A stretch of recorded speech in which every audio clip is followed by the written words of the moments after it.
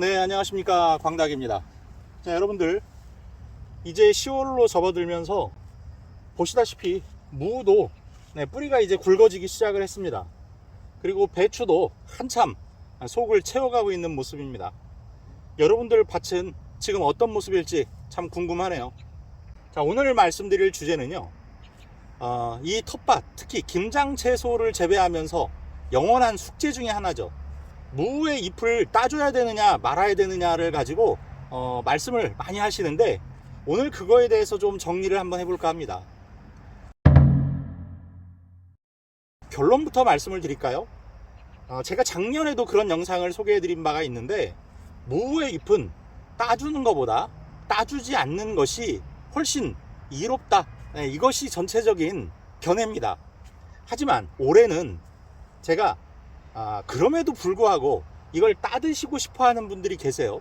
그래서 그러면 언제쯤 따주는 것이 무의 성장에 방해가 되지 않고, 또 오히려 따줌으로써 득을 볼 수 있는 어떤 그 내용이 있어요. 그 내용이 또 무엇인지 그걸 한번 말씀드려 보도록 하겠습니다.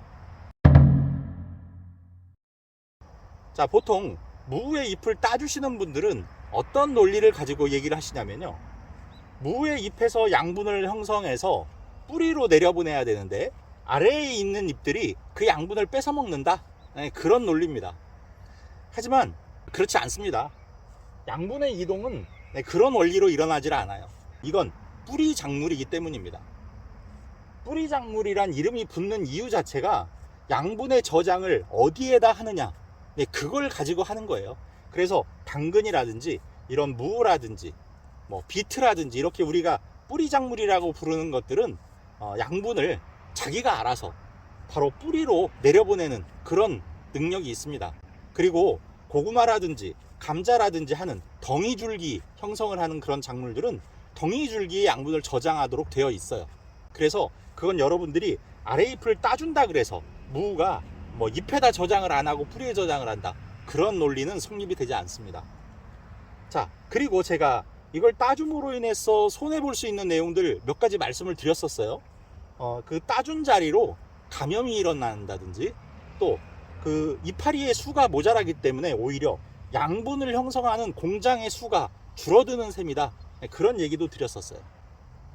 그리고 이 밑에 이렇게 누렇게 된 잎들, 이런 것들도 미관상 보기가 안 좋고, 혹여라도 이렇게 시들어있는, 밑에 시들어있는 이런 이파리들이 마르면서 여기가 습해지면 거기에 곰팡이가 핀다든지 그런 우려가 있기 때문에, 이렇게 이미 다 시들어버린 이파리들은 제거를 할 수 있다, 이렇게 치더라도 저런 것이 아니고 멀쩡한 잎을 따서 아랫잎을 따주는 거는 하지 않으시는 게 무의 비대에 도움이 됩니다.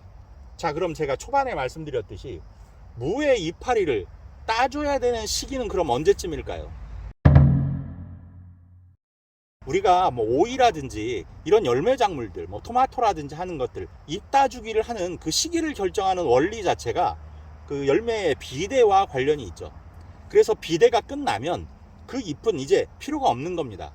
그래서 토마토 같은 경우에도 제가 그 비대 일수를 알려드렸고, 그 비대 기간이 끝나게 되면 그 위아래에 있는 이파리들은 소용이 없다, 그러니까 그걸 따서 토마토 열매가 붉게 익을 수 있도록 햇빛을 잘 보도록 해줘야 된다라는 말을 드린 적이 있어요. 무 역시 근의 비대가 어느 정도 다 되면 이제 아랫잎을 따도 특별히 무의 성장에 영향을 주지 않습니다. 그럼 그 시기가 대략 언제일까요? 이 무가 이제 추워지면서 스스로를 방어하기 위해서 이파리에 있는 탄수화물, 그런 영양분들을 뿌리 쪽으로 내려서 뿌리의 속을 채웁니다. 뿌리의 속을 채우면 뿌리가 비대해지죠. 그게 바로 이제 근 비대가 되는 거거든요. 그게 바로 지금 시기예요. 이렇게 근 비대가 쭉 이루어지다가 이제 대략 10월 말경이 되면요, 여러분의 무는 이제 다 자란 셈이 됩니다. 그래서 11월 달에 들어가면요, 오늘 본 무나 내일 본 무나 비슷해요.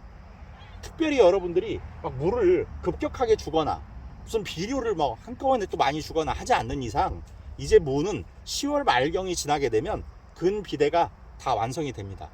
자, 그러면 그때 나는 좀 수확은 나중에 하더라도 이 밑에 있는 잎들을 좀 따서 그걸 좀 데쳐서 뭐 시래기국이라도 끓여 먹겠다 하시는 분들이 계세요.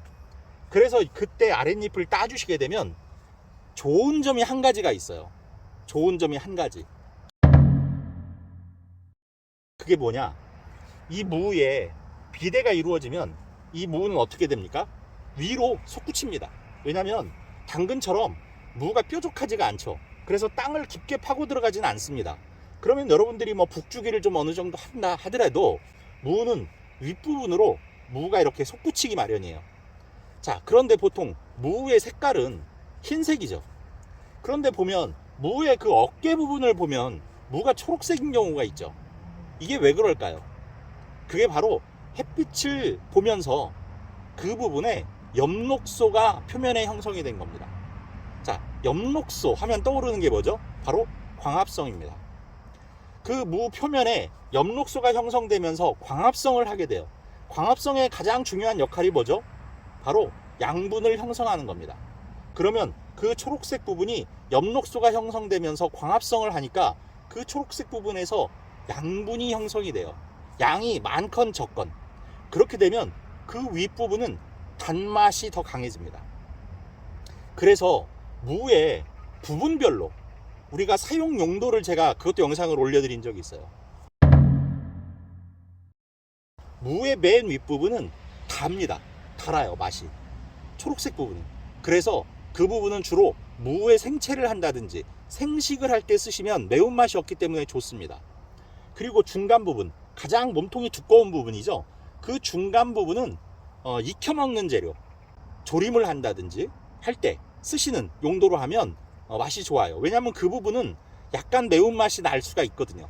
그래서 그 부분은 생식보다는 그런 조림용이나 국거리, 네, 이런 용도로 사용하시면 좋고, 맨 아랫부분, 뿌리가 뾰족하게 달려있는 맨 아랫부분은 모양도 좋지가 않고 분량도 많지가 않습니다. 그 부분은 이렇게 뾰족해지기 때문에. 그래서 그 부분은 잘라서 육수용으로 사용하시면 꽤 깊은 맛의 육수를 내실 수가 있어요.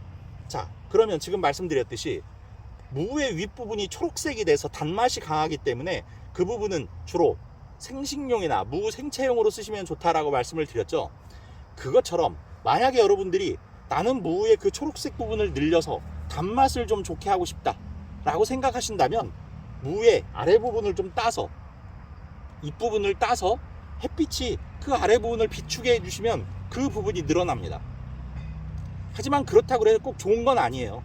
그러니까 그걸 위해서 또 너무 일찍 무잎 따주면 오히려 공장이 줄어들어서 비대에 영향이 안 좋은 영향이 있다라고 말씀을 드렸어요. 그러니까 제가 말씀드리는 건 10월 말경이나 11월 초경, 즉 무의 수확기에 무를 수확하기에 앞서서 좀 이른 시래기 맛을 보시기 위할 겸, 그 다음에 그 부분에 초록색을 들게 해서 무의 광합성을 유도해서 그 부분의 맛이 좀 달아지게 하는. 그런데 무가 꼭 달다고 해서 좋은 건 아닙니다, 여러분. 무의 하얀 부분에서 나는 그 시원한 맛이라는 게 또 있거든요. 그러니까 어떤 부분에 대한 선호도가 더 좋으냐에 따라서 그렇게 하실 수는 있다는 겁니다. 그래서 무의 잎은 기본적으로 따주지 마시되 후반부에 가서 여러분들이 시래기 맛도 좀 보실 겸, 그리고 무의 초록색 부분을 늘려서 무의 생채용이라든지 생식용 그런 걸 원하시는 분들은 그 초록색 부분을 늘릴 겸해서 그 아랫잎을 좀 따주시는 건 괜찮다, 이렇게 말씀드리겠습니다.